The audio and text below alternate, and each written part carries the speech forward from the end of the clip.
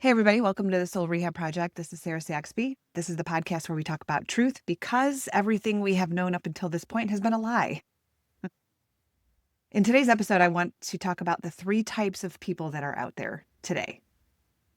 No judgment at all. Just everyone is on their own path and their own timing, and it's all perfect. But I'm hoping that it'll give some perspective and also call out the people that are resonating with me. I'm going to explain the three types, and then I'm going to go into a bit more detail about how you know where you are. The three types being those that are asleep is the first type. The second type are those that are awake. And the third type are those that are outside of the illusion. I woke up today saying to myself, just because you're awake doesn't mean you're outside the illusion. So that's pretty much what I want to discuss. But first, let's talk about the asleep.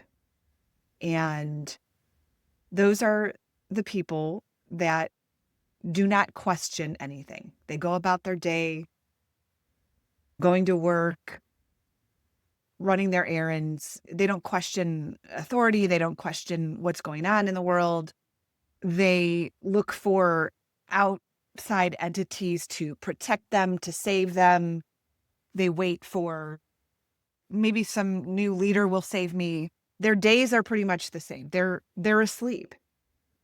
They believe that the life they are experiencing is the only way. That's it. There is nothing outside of that. Nothing is going to change for them. And it's not to say that they can't go into the second group, the second type,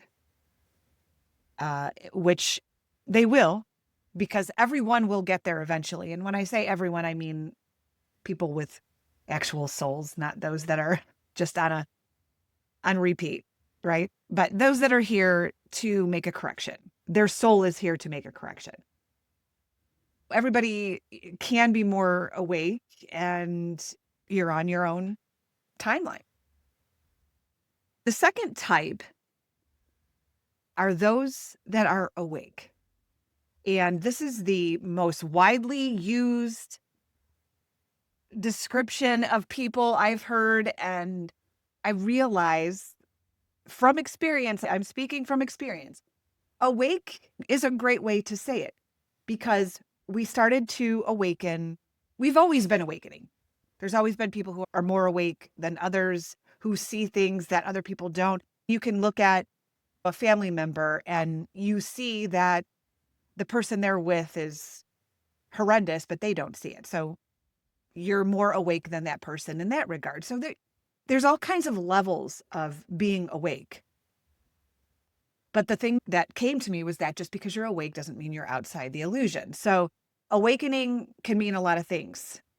It means that you can see things that other people can't. It means that you're starting to see the corruption within institutions, right? It could mean that you are seeing that the reality we've been living in is inverted. You see that the government and entertainment, it's all just a show. It's a play. It's theater, right? One character goes away and another one pops up and that character actually goes somewhere else. There's a lot of different ways to be awake. And you're seeing the corruption and you see that things need to change and you see how we've been lied to. That is definitely being awake. But just because you are awake, that doesn't mean you are actually outside of the illusion, which is type 3, group 3. Group 3 are those that are actually outside of the illusion. And the way that I know this, for starters, is I didn't know that there were 3 types until I actually got spit out of the illusion. And now I have this perspective.